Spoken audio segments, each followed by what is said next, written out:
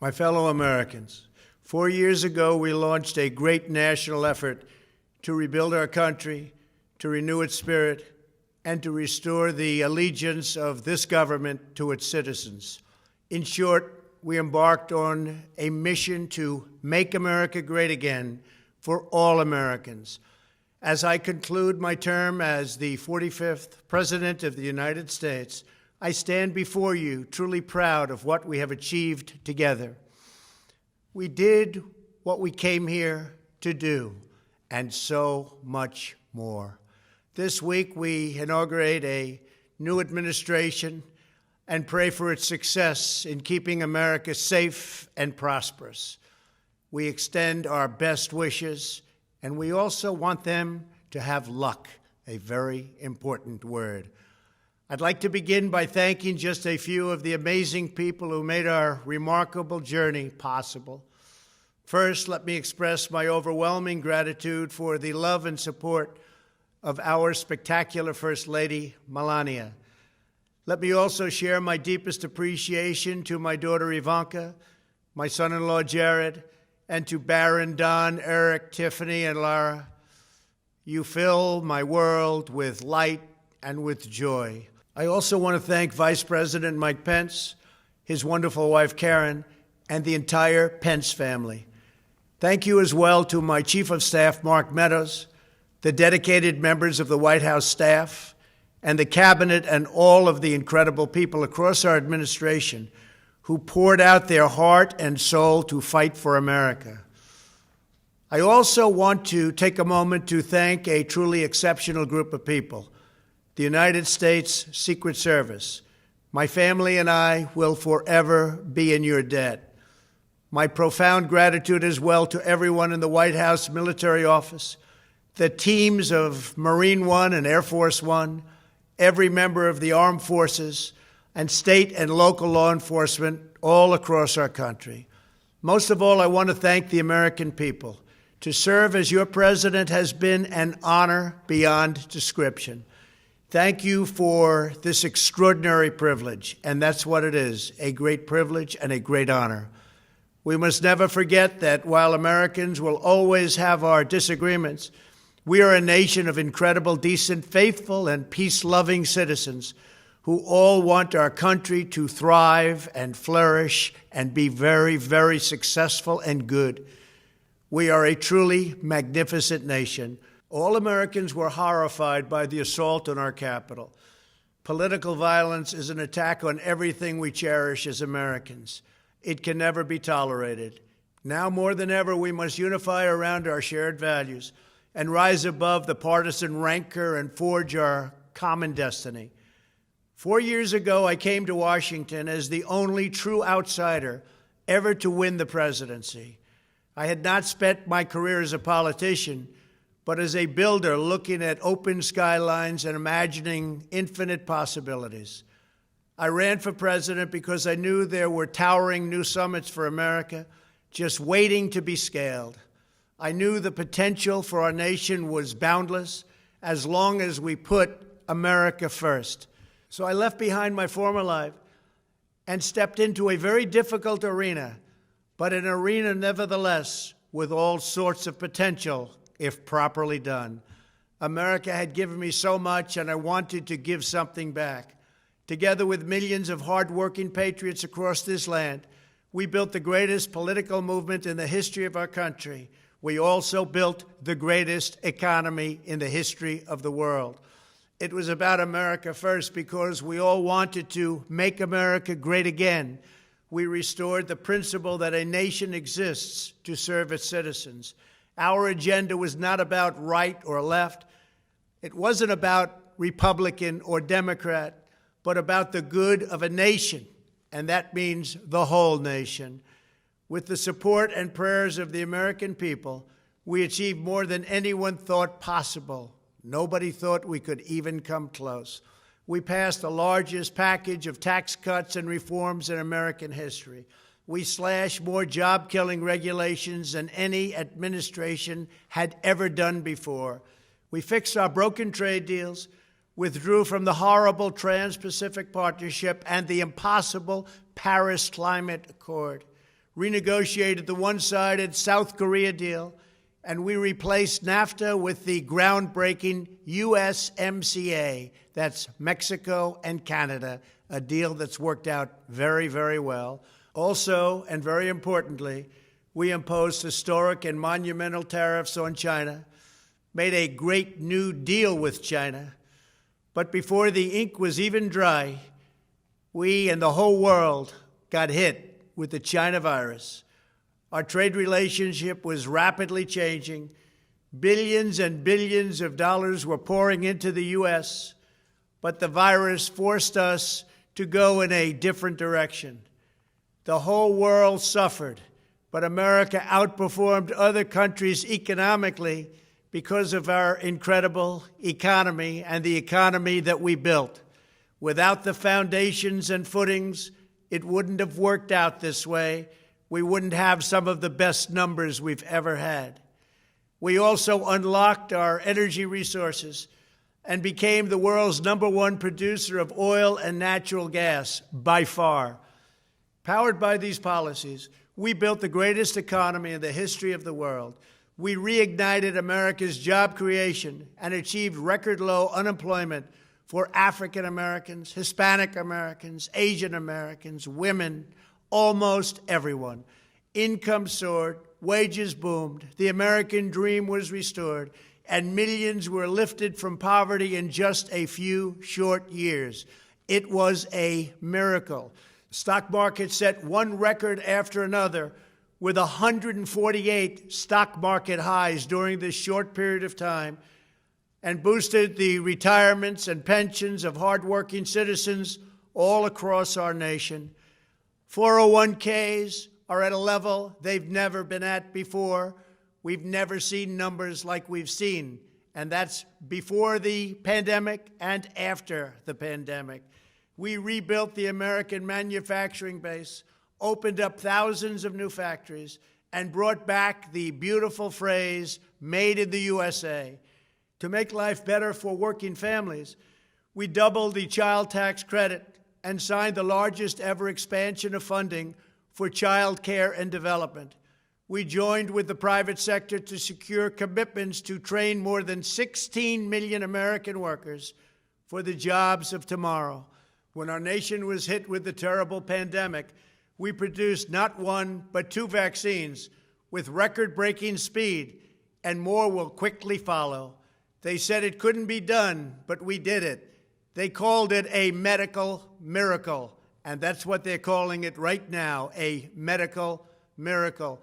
Another administration would have taken 3, 4, 5, maybe even up to 10 years to develop a vaccine. We did it in 9 months. We grieve for every life lost, and we pledge in their memory to wipe out this horrible pandemic once and for all. When the virus took its brutal toll on the world's economy, we launched the fastest economic recovery our country has ever seen. We passed nearly $4 trillion in economic relief, saved or supported over 50 million jobs, and slashed the unemployment rate in half. These are numbers that our country has never seen before. We created choice and transparency in healthcare, stood up to Big Pharma in so many ways, but especially in our effort to get favored nations clauses added, which will give us the lowest prescription drug prices anywhere in the world. We passed VA choice, VA accountability, right to try, and landmark criminal justice reform. We confirmed 3 new justices of the United States Supreme Court. We appointed nearly 300 federal judges to interpret our Constitution as written. For years, the American people pleaded with Washington to finally secure the nation's borders. I am pleased to say we answered that plea and achieved the most secure border in U.S. history. We have given our brave border agents and heroic ICE officers the tools they need to do their jobs better than they have ever done before, and to enforce our laws and keep America safe. We proudly leave the next administration with the strongest and most robust border security measures ever put into place. This includes historic agreements with Mexico, Guatemala, Honduras, and El Salvador, along with more than 450 miles of powerful new wall. We restored American strength at home and American leadership abroad. The world respects us again. Please don't lose that respect. We reclaimed our sovereignty by standing up for America at the United Nations and withdrawing from the one-sided global deals that never served our interest. And NATO countries are now paying hundreds of billions of dollars more than when I arrived just a few years ago. It was very unfair. We were paying the cost for the world. Now the world is helping us. And perhaps most importantly of all, with nearly $3 trillion, we fully rebuilt the American military, all made in the USA. We launched the first new branch of the United States Armed Forces in 75 years, the Space Force. And last spring, I stood at Kennedy Space Center in Florida and watched as American astronauts returned to space on American rockets for the first time in many, many years. We revitalized our alliances and rallied the nations of the world to stand up to China like never before. We obliterated the ISIS caliphate and ended the wretched life of its founder and leader, al-Baghdadi. We stood up to the oppressive Iranian regime and killed the world's top terrorist, Iranian butcher Qasem Soleimani. We recognized Jerusalem as the capital of Israel and recognized Israeli sovereignty over the Golan Heights. As a result of our bold diplomacy and principled realism, we achieved a series of historic peace deals in the Middle East. Nobody believed it could happen. The Abraham Accords opened the doors to a future of peace and harmony, not violence and bloodshed. It is the dawn of a new Middle East, and we are bringing our soldiers home. I am especially proud to be the first president in decades who has started no new wars. Above all, we have reasserted the sacred idea that in America, the government answers to the people.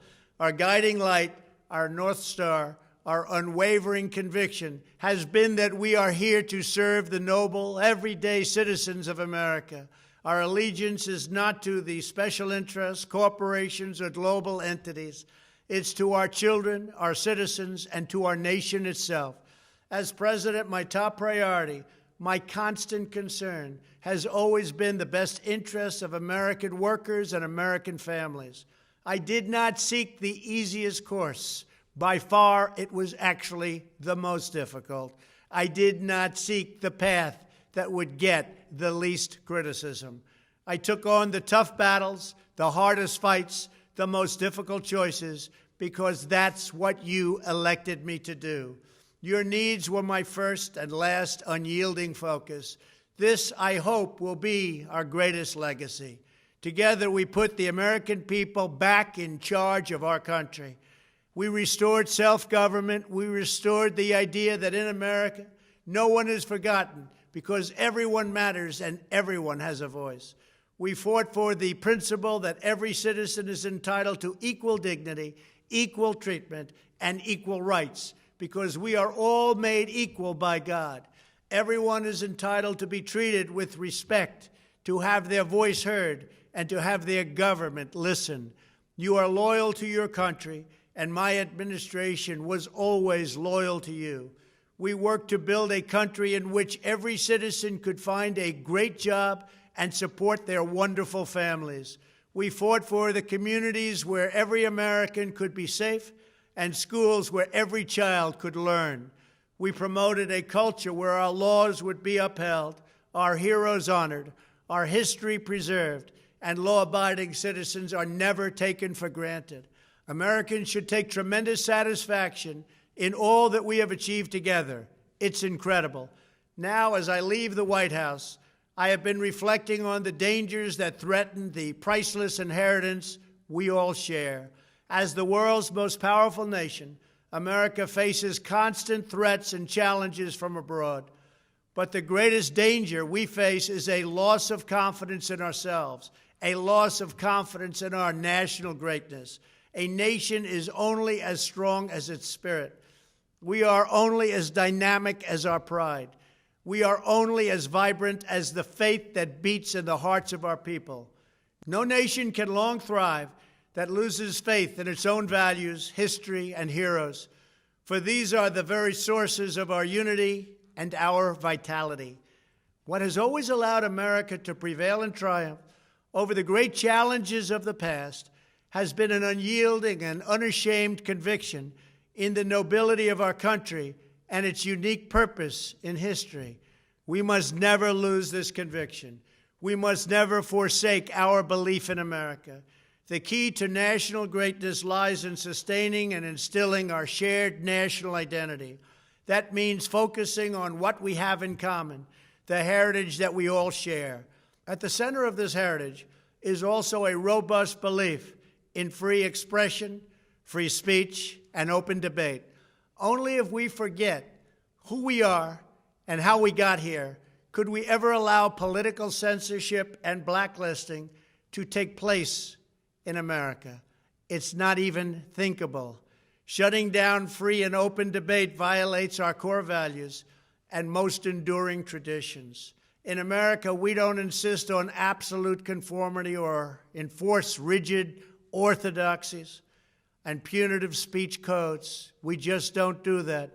America is not a timid nation of tame souls who need to be sheltered and protected from those with whom we disagree. That's not who we are. It will never be who we are. For nearly 250 years, in the face of every challenge, Americans have always summoned our unmatched courage, confidence, and fierce independence. These are the miraculous traits that once led millions of everyday citizens to set out across a wild continent and carve out a new life in the Great West. It was the same profound love of our God-given freedom that willed our soldiers into battle and our astronauts into space. As I think back on the past 4 years, one image rises in my mind above all others. Whenever I traveled all along the motorcade route, there were thousands and thousands of people. They came out with their families so that they could stand as we passed and proudly wave our great American flag. It never failed to deeply move me. I knew that they did not just come out to show their support of me. They came out to show me their support and love for our country. This is a republic of proud citizens who are united by our common conviction that America is the greatest nation in all of history. We are and must always be a land of hope, of light, and of glory to all the world. This is the precious inheritance that we must safeguard at every single turn. For the past 4 years, I have worked to do just that. From a great hall of Muslim leaders in Riyadh to a great square of Polish people in Warsaw, from the floor of the Korean Assembly to the podium at the United Nations General Assembly, and from the Forbidden City in Beijing to the shadow of Mount Rushmore, I fought for you, I fought for your family, I fought for our country. Above all, I fought for America and all it stands for, and that is safe, strong, proud, and free. Now, as I prepare to hand power over to a new administration at noon on Wednesday, I want you to know that the movement we started is only just beginning. There's never been anything like it. The belief that a nation must serve its citizens will not dwindle, but instead only grow stronger by the day. As long as the American people hold in their hearts deep and devoted love of country, then there is nothing that this nation cannot achieve. Our communities will flourish, our people will be prosperous, our traditions will be cherished, our faith will be strong, and our future will be brighter than ever before. I go from this majestic place with a loyal and joyful heart, an optimistic spirit, and a supreme confidence that for our country and for our children, the best is yet to come. Thank you and farewell. God bless you. God bless the United States of America.